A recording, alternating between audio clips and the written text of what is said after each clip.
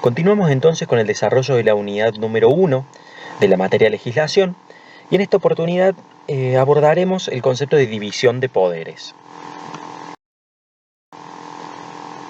La división de poderes puede ser interpretada al menos desde tres visiones distintas. La primera, y quizás la más conocida o la más difundida, es aquella que divide el poder público, ¿sí?, en poder ejecutivo, legislativo y judicial. Pero hay dos interpretaciones adicionales que no son tenidas en cuenta, o habitualmente no son tenidas en cuenta, y es importante conocer para poder desenvolvernos en nuestra comunidad.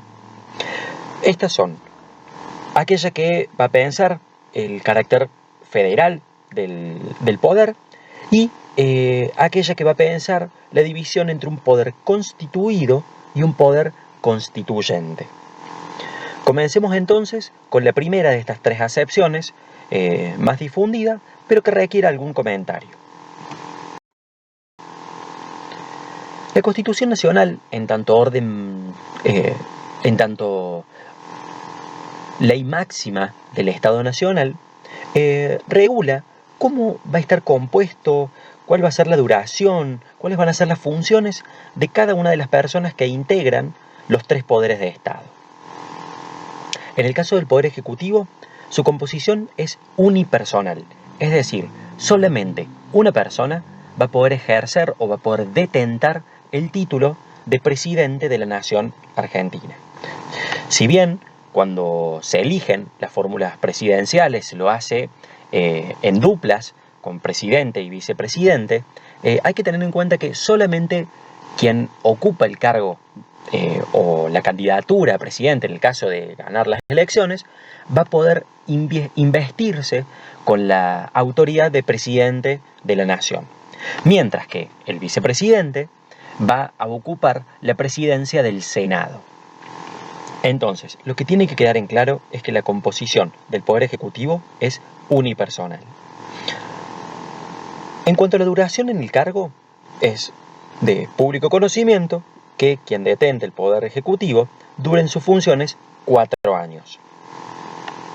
Y asume a partir de la vuelta del retorno a la democracia a partir del 10 de diciembre siguiente o inmediato a los comicios que en general se desarrollan en octubre, en el mes de octubre.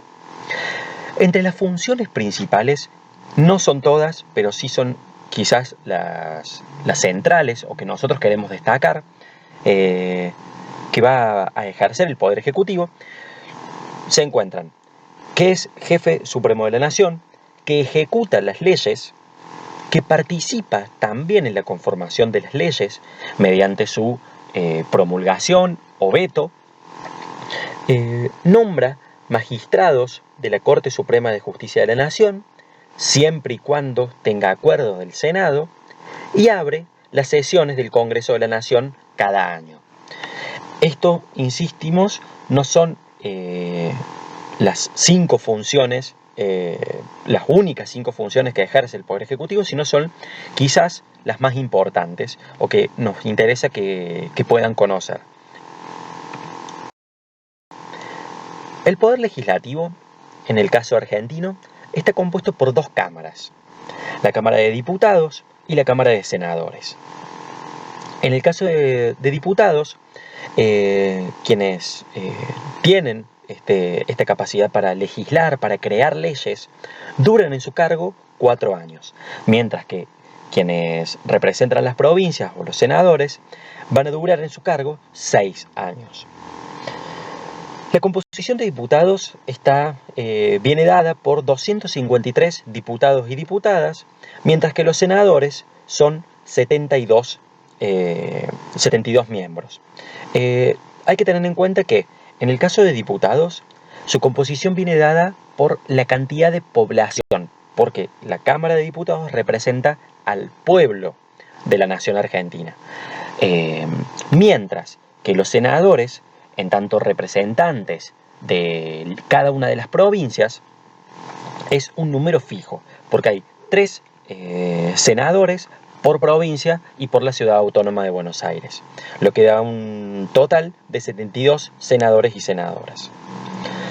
Hay que tener en cuenta también que su renovación es distinta. Se va renovando la Cámara para dar cuenta de los procesos históricos que se van suscitando en el país. Y en el caso de diputados se renueva la mitad de la Cámara cada 2 años y en el caso de senadores 1/3 de la Cámara cada 2 años. Este año es un año electoral, el año 2021, y en el caso de Córdoba vamos a elegir diputados y diputadas y al mismo tiempo vamos a elegir a nuestros representantes de la provincia, que son los senadores y senadoras. Hay que tener en cuenta también que tanto la Cámara de Diputados como la de Senadores se desenvuelven en sus funciones del 1 de marzo al 30 de noviembre.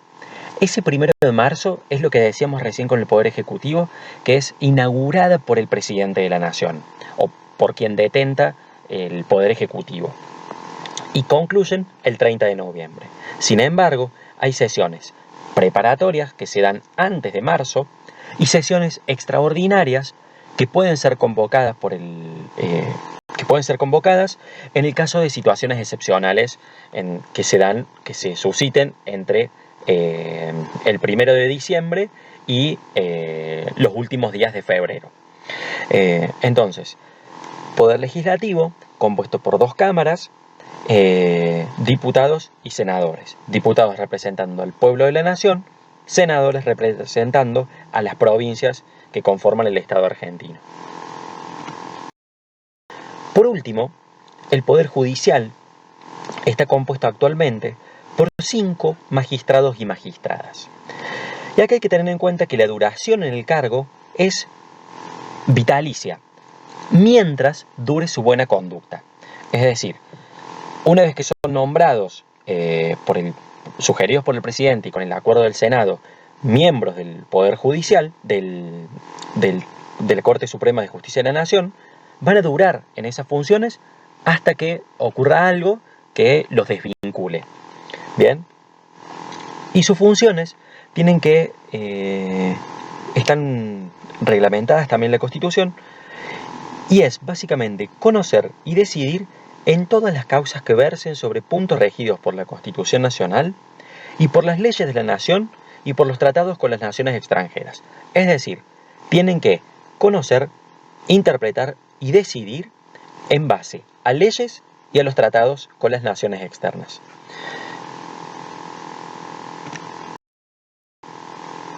Ahora bien, la división ejecutivo, legislativo y judicial que acabamos de comentar no es la única forma de comprender el concepto de división de poderes. La segunda tiene que ver con el federalismo. La primera aclaración que tenemos que hacer es que Estado y gobierno no son lo mismo. Si bien han sido confundidos en la modernidad, Estado y gobierno son 2 cuestiones distintas. El Estado hace referencia a la cantidad de centros territoriales de poder que existen en un Estado, mientras que el gobierno tiene que ver con quién ejerce ese poder de Estado.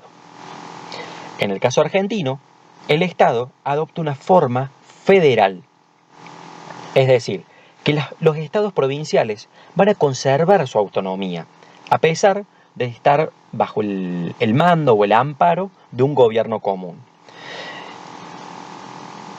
El gobierno, en nuestro sistema, en nuestro ordenamiento jurídico, adopta la forma republicana y representativa.